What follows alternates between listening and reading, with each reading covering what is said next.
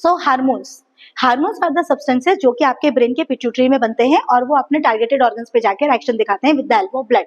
जैसे suppose the one is the thyroid stimulating hormone, it is release from the pituitary, pituitary से release होता है, anterior pituitary से, और वो अपने यहाँ पर टारगेटेड ऑर्गन आपके थायराइड के ऊपर एक्शन दिखाता है। सो नॉर्मल हार्मोन्स जिसकी हम बात करते हैं वो आपके ब्रेन से रिलीज होते हैं, पिट्यूटरी से रिलीज होते हैं और अपने टारगेट ऑर्गन पे काम करते हैं। बट आज का जो हमारा टॉपिक है that is local hormones which are known as autocoids. So local hormones means कि जहां पर एक्शन दिखाना होगा वहीं पर ये रिलीज होंगे, अपना एक्शन दिखाएंगे और वहीं के वहीं वो डिसइंटीग्रेट होकर खत्म हो जाएंगे। So that's why they are known as autocoids और द लोकल हार्मोन्स। इनको हमने 3 ग्रुप्स में डिवाइड किया हुआ है। First group is amine group, second is the peptide group and third is the lipid derivatives. So the first is the amine group जिसमें आती है आपका histamine and the serotonin. Serotonin is also known as five hydroxytryptamine और the 5-HT। Then next is the peptide group. Peptide group में आता है plasma kinase and the angiotensin, and third is the lipid derivatives. Lipid derivatives में आता है आपका prostaglandin, prostacyclins, leukotrienes and the platelet activating factor, that is the PAF. So now histamine, histamine का काम क्या होता है? हिस्टामिन का काम होता है एलर्जिक रिएक्शंस करना।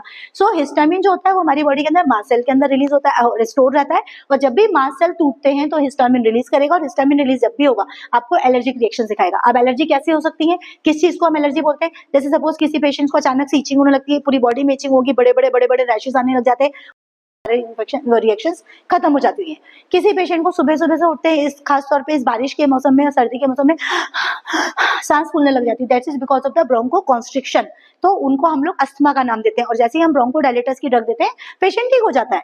थर्ड इज कि जैसे बारिश शुरू हुई है तो हाची छींकें आएंगी, नेजल स्टेफिनेस होगी, नेजल कंजेशन होगा, नाक बंद हो जाएगी, गले में खराशे होने लगेंगी, और सबसे मेन बात है कानों में खुजली होने लगेगी। कानों में खुजली क्यों होगी? क्योंकि जो कानों की जो नली होती है इसको हम लोग बोलते हैं यूस्टेशन ट्यूब। सो यूस्टेशन ट्यूब जो हमारे टॉन्सिल्स के पीछे ओपन होती है वो ब्लॉक हो जाती है बिकॉज ऑफ द कंजेशन, और उसके कारण कान के जो टिम्पैनिक मेम्ब्रेन होती है उसके ऊपर इफेक्ट आता है, इसको हम लोग बोलते हैं यूस्टेशन ट्यूब डिसऑर्डर, और उसके कारण कान में ब्लॉक के सेंसेशन होना, कान बंद हो जाना, खुजली होने लगना। So these all are the allergic reactions. तो एलर्जी किसी भी चीज की हो बट कल्प्रिट हमेशा एक ही होता है, दैट इज हिस्टामिन, और वो हमेशा रिलीज होता है आपके मास्ट सेल से। So histamine is responsible for allergy, while जो सेकेंड होता है सेरोटोनिन और the five hydroxytryptamine, actually this is known as mood elevating hormone. ये आपके मूड को एलिवेट रखता है, इसी को हैप्पी हार्मोन भी बोलते हैं। इसलिए बॉडी में इस हार्मोन को कैसे रिलीज करा सकते हो इसका मैं आपको नेक्स्ट वीडियो में बताऊंगी कि how will you release that serotonin. Next is the plasma kinin angiotensin. Angiotensin as you all know kidney में आपका रेनिन एंजियोटेंसिन सिस्टम चलता है जो कि आपकी ब्लड प्रेशर को मेंटेन करने में हेल्प करता है। सो इसका एक्शन आपका ब्लड प्रेशर के ऊपर है। अब ये जो 3 है most important, prostaglandin, leukotrienes, prostacyclin, platelet activator वगैरह, these are known as chemical mediator of inflammation. Suppose आपको किसी भी तरह से आपकी इंजरी हो गई है, आपको चोट लगी, इंटरनल चोट लगी, कई बार आपको पता नहीं चलता है, कई बार आपके वायरस बैक्टीरिया इनहेल होकर आपके लंग्स में चले गए, कई बार आपका कंटामिनेटेड फूड एंड वाटर से बैक्टीरिया आपके इंटेस्टाइन में चले गए और वहां पर वो आपको प्रॉब्लम क्रिएट करा रहे हैं। सो वो कैसे पता चलेगा कि आपको इंटेस्टाइन में प्रॉब्लम हो रही है? जब तक आपको दर्द नहीं होगा पेट में, वोमिटिंग सेंसेशन नहीं होंगे, या वोमिटिंग नहीं होगी, या फीवर नहीं आएगा, तब आपको लगेगा अरे मुझे तो प्रॉब्लम हो रही है। सो ये हिंट कौन देता है आपको? These hints are given by these chemical mediators of inflammation. तो जहां पर भी इन्फ्लेमेशन होना होगा वहां ये मीडिएटर्स रिलीज होते हैं, ये आपकी बॉडी को बताते हैं कि आपके बॉडी में इन्फ्लेमेशन होना स्टार्ट हो रहा है, ये आपके डब्ल्यूबीसीज को हिंट देते हैं, डब्ल्यूबीसी न्यूट्रोफिल्स को भेजता है, न्यूट्रोफिल्स वहां से उन पे अटैक करना स्टार्ट करता है। So these are the most important, जिसको हम लोग बोलते हैं केमिकल मीडिएटर्स ऑफ इन्फ्लेमेशन। और इसीलिए जहां पर भी केमिकल मीडिएटर स्टार्ट हुए मतलब वहां पर इन्फ्लेमेशन होना है, स्वेलिंग आनी है और पेन होना है। इसीलिए हम इस ग्रुप के लिए हम पढ़ते हैं NSAIDs, non steroidal anti inflammatory drug, जो कि हम एनाल्जेसिक में पढ़ेंगे दर्द की दवाइयों में, कि जहां पर भी इन्फ्लेमेशन हो रहा है वहां हम दर्द की दवाइयां देंगे जो दर्द को भी खत्म करेगा और इन्फ्लेमेशन को भी खत्म करेगा। सो इस चैप्टर में अभी जो हमारा मेन टॉपिक होता है दैट इज एलर्जी। तो कौन सी ड्रग्स हैं जो कि आपकी एलर्जी को खत्म करती हैं? So they are known as anti histaminics और द एंटी एलर्जिक ड्रग्स। अब इसको हमने 2 ग्रुप्स में डिवाइड किया है। First group is the first generation group and second is the second generation group. First generation में highly sedative, moderately sedative and mild sedative. Do remember this drugs. Highly sedative के अंदर drug आती है promethazine and diphenhydramine, moderately sedative के अंदर drug आती है फेनरामिन, and mild sedative के अंदर ड्रग्स आती है chlorpheniramine and the साइक्लिजिन।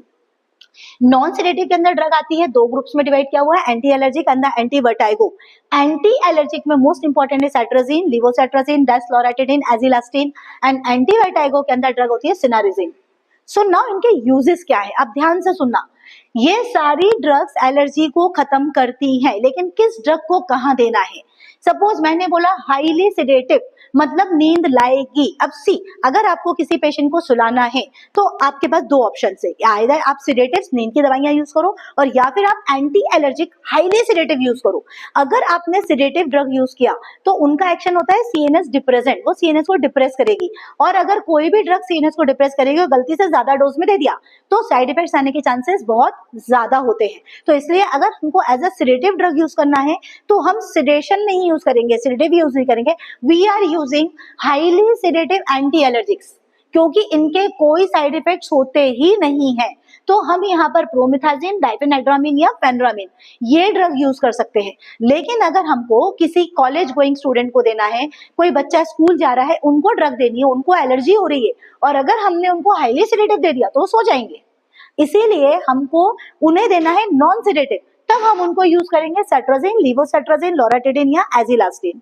So it's your choice कि अगर आपको जैसे किसी पेशेंट की सर्जरी हुई है, सर्जरी होने के बाद पेशेंट को आईसीयू में शिफ्ट किया है एंड अब वो बार बार साइकोलॉजिकली परेशान हो रहा है, दर्द हो रहा है, दर्द हो रहा है, because it is all psychology, उसको पेन नहीं हो रहा है क्योंकि हमने सारा पेन किलर्स या जिसको हम लोग एनाल्जेसिक देते हैं वो पेशेंट को दे रखा है, but because of the psychological effect वो गुस्सा कर रहा है कि दर्द हो रहा है।